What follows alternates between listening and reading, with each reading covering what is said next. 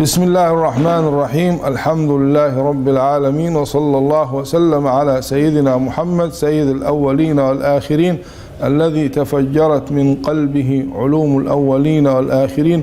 اللهم صل وسلم وبارك عليه وعلى آل بيته الطيبين الطاهرين، وارض اللهم عن صحابته أجمعين والتابعين لهم بإحسان إلى يوم الدين. كنا بصدد الحديث أو الكلام في الباب الأول من كتاب التوحيد الذي ترجم له الإمام البخاري بقوله: باب دعاء النبي أمته إلى توحيد الله تبارك وتعالى.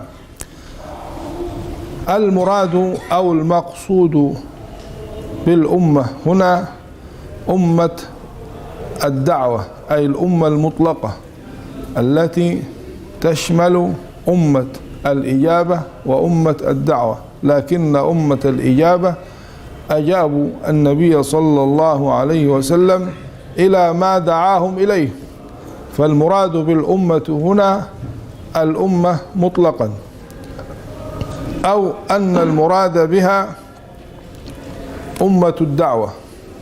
فهذا الحديث الشريف الذي استمعنا إليه في اللقاء الماضي يناهض ويدحض ويرد مزاعم هؤلاء الذين يقسمون التوحيد إلى توحيد الربوبية وتوحيد الألوهية، ويدعون أن الكفار في عهد النبي صلى الله عليه وسلم كانوا موحدين، مع أن الحق تبارك وتعالى سماهم في كتابه مشركين.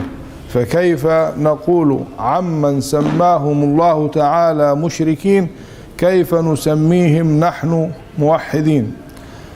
ادعوا هؤلاء أن الكفار في عصر النبي صلى الله عليه وسلم كانوا يوحدون توحيد الربوبية، وإنما خاصمهم النبي صلى الله عليه وسلم وجادلهم فيما يتعلق بتوحيد الألوهية. فالنبي صلى الله عليه وسلم عندما بعث سيدنا معاذ ابن جبل رضي الله تعالى عنه ماذا قال له؟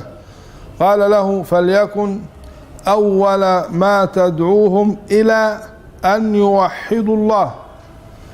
ولو كان هؤلاء لو كانوا موحدين توحيد الربوبية لقال له النبي صلى الله عليه وسلم: فليكن أول ما تدعوهم إلى أن يوحدوا الإله، أو إلى أن يوحدوا توحيد الألوهية، لكنه لم يقل له ذلك، فدل على أن توحيد الربوبية وتوحيد الألوهية متلازمان لا ينفك أحدهما عن الآخر. فلم يقل له النبي صلى الله عليه وسلم: ادعهم إلى توحيد الألوهية، مع أنه صلى الله عليه وسلم يدري ويعلم أن الله تعالى قال في حقهم، لأنهم كانوا أهل كتاب الذين أرسل إليهم سيدنا معاذ رضي الله تعالى عنه كانوا من أهل الكتاب كما سيأتي في الكلام عن الحديث. قال له: فليكن أول ما تدعوهم إلى أن يوحدوا الله.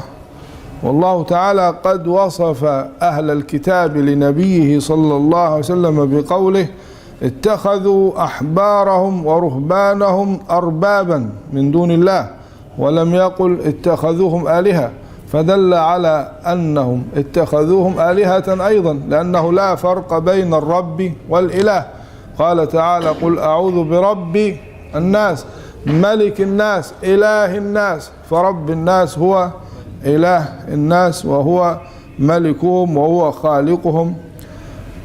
والله تعالى وصفهم في آية أخرى كما قال: ما كان لبشر أن يؤتيه الله الكتاب والحكم والنبوة ثم يقول للناس كونوا عبادا من دون الله ولكن كونوا ربانين بما كنتم تعلمون الكتاب وبما كنتم تدرسون ولا يأمركم أن تتخذوا الملائكة والنبيين أربابا، فدل على أن الشرك في الربوبية إنما هو شرك في الألوهية.